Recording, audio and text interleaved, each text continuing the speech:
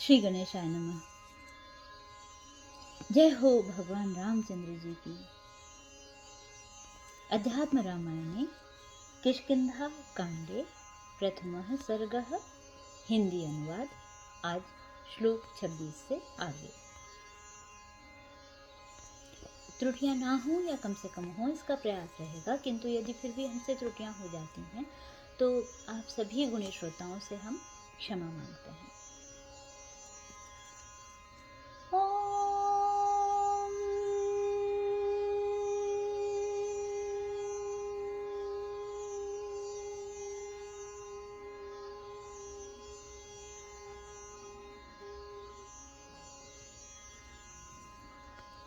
श्री रामचंद्र जी बोले, हे कपीश्वर, मैं भी उनसे मित्रता करने के लिए आया हूँ। उन मित्रवर का भी जो कुछ कार्य होगा वह मैं निस्संदेह पूर्ण कर दूंगा। यह सुनकर हनुमान जी ने अपना रूप धारण कर राम से कहा, आइए आप दोनों मेरे कंधों पर चढ़ जाइए। अब हम पर्वत के ऊपर चलते हैं, जहां अपने मंत्रियों के सहित सुग्रीव बाली के भय से छिपकर रहते हैं। तब राम और लक्ष्मण बहुत अच्छा कह उनके कंधों पर चढ़ गए। वानरराज हनुमान एक क्षण में ही पर्वत के शिखर पर कूदकर पहुंच गए। वहां राम और लक्ष्मण एक वृक्ष की छाया में खड़े हो गए। श्लोक 29। इधर हनुमान जी ने सुग्रीव के पास जा उनसे हाथ जोड़कर कहा, राजन, अब अपनी शंका दूर कीजिए, क्योंकि आपके यहाँ श्री राम और लक्ष्मण पधारे हैं।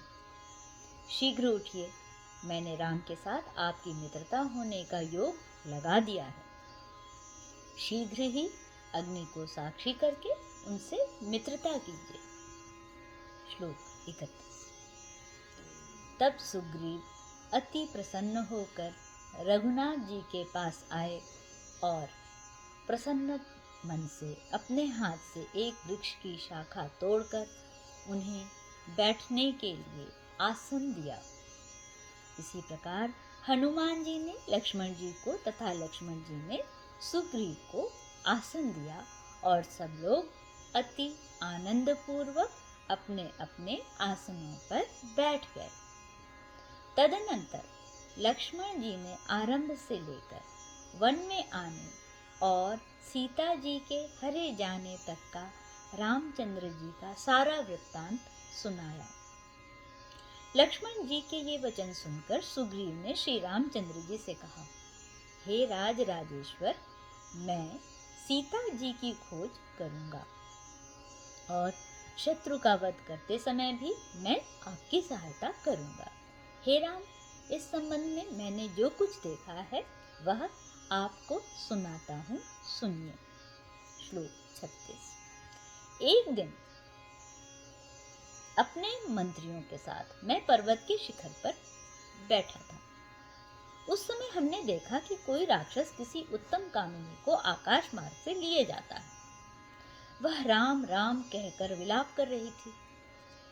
हमें पर्वत पर बैठे देखकर उसने तुरंत ही अपने आभूषण उतारकर एक वस्त्र में बांधे और हमारी ओर देखते हुए नीचे गिरा दिए।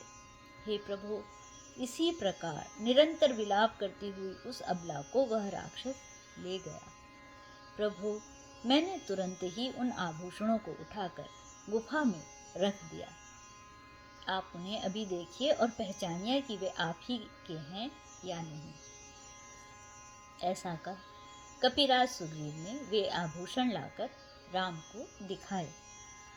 श्लोक 40। रामचंद्र जी ने उन्हें खोल कर देखा तो उन्हें पहचान कर छाती से लगा लिया और साधारण पुरुषों के समान बारंबार हाँ सीते कहकर रोने लगे। तब भाई लक्ष्मण ने उन्हें ढांढस बंधाकर कहा, हे राम, वानर राज सुग्रीव की सहायता से युद्ध में रावण को मारकर आप शीघ्र ही शुभ लक्षणा जनक नंदिनी को प्राप्त करेंगे। सुग्रीव ने भी कहा, हे राम, मैं आपसे प्रतिज्ञा करके कहता हूँ कि रावण को युद्ध में मारकर आपको सीता दिला दूंगा। तदनंतर हनुमान जी ने उन दोनों के पास अग्नि प्रज्वलित की। तब निष्पाप राम और सुग्रीव दोनों ही अग्नि को साक्षी कर परस्पर एक दूसरे से भुजा फैलाकर मिले। तत्पश्चात सुग्रीव रामचंद्र जी के पास बैठ गए। श्लोक 45 तक।